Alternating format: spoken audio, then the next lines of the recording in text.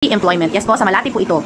Factory worker nga po ang in-applyan ko dito sa Taiwan at napunta nga po ako sa company na Food ang Hawak. Family business nga lang po ito kaya hindi po siya kalakihan pero marami din naman po mga empleyado. Nasa 200 po kami at first time po nila kumuha ng mga Pinay. Nung una po, okay naman po ang aming sahuran. Kontento naman po kami at pwede na rin po. Pero mula nung nagkaroon ng pandemic, unti-unti po humina. Yes po, kasi nga po ito po ay food company. Kaya po hindi po maiiwasan na hihina po siya. 3 months din po ako nag-observe sa company namin kung babalik po sa normal. Pero sama-samang palad, hindi po siya bumalik sa normal. Kaya po nag-decision po ako magpaalam sa aking employer. At napakaswerte ko po naman dahil mabait po ang aking employer at naintindihan po niya ang aking sitwasyon. Dahil nga po may dalawa akong anak at nagbabayad po ako ng lending that time, yung pinang placement fee ko po papuntang Taiwan, naintindihan niya po na kailangan ko ng sapat na sahod. Kaya naman tumagal lang ako ng 10 months doon at nagdesisyon akong mag-apply sa iba. Ang tawag nga po dito ay break contract. Yes po, pero hindi po lahat ng company sa Taiwan ay pumapayag ng break contract. Usually po kung papayag man sila, magbabayad po kayo ng penalty. Sadyang mabait lang po talaga ang aking company na puntahan. Kung hindi nga po ito naghumina, hindi po ako aalis dito. Hindi po nila ako siningil ng kahit na ano. Kahit po naka 10 months lang po ako sa kanila. At nung nagpaalam na nga po ako, kinabukasan, nag-apply na po ako sa iba. Ang una ko nga pong company ay sa Taipei at ang aking in-applyan ay nasa Taoyuan. At talaga pong maswerte lang po talaga at si Lord po ang aking gabay, kaya natanggap po ako agad sa isang food company. And this time po, isa po siya sa pinakamalaking company sa Taiwan. At nagda-direct hire din po sila through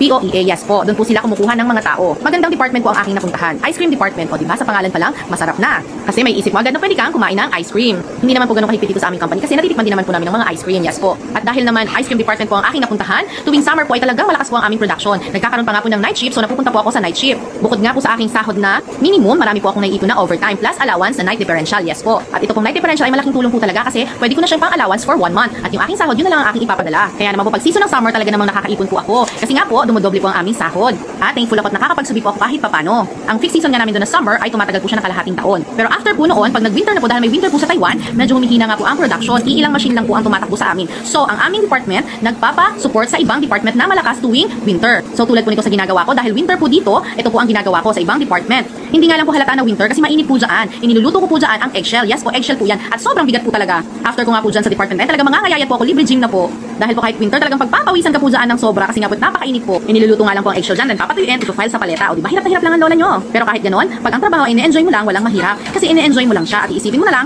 na may kapalit ito para sa kinabukasan mo. Kaya naman sa mga katulad kong naging OFW, may intindihan nyo at makaka-relate kayo dito. At sa mga OFW pa lang dyan, wag kayong susuko. Kayang-kaya yan. Basta i-enjoy nyo lang ang inyong ginagawa. Mabilis ang panahon, biruin nyo po, naka 4 years ako dyan halos. Kaya malaking tulong po ito sa pamilya. Ayan, dumungaw pang isang Taiwanese. Check nyo kung talaga bang nagtatrabaho ako, di ba? At sa tingin ko, na-amaze siya kasi naka-isang paleta na ako dyan. Mababait naman sila dito kaya wala din problema. Kanya-kanyang trabaho, walang sitahan, o di ba? Basta nagagawa mo ang trabaho mo. Naisipan ko nga lang to i-video para maalala ko pag napapanood ko yung hirap na dinanas ko na in-enjoy ko din naman. At thankful naman ako at nagkaroon ako ng trabaho. At naibigay ko din naman ang mga hiling ng aking babies, o di ba? Sabi nga nila pag nanay ka walang imposible. At ayan, kinuha niya ang aking jack clip. Nagagamitin ko pa naman sana. Pero ayos lang 'yon.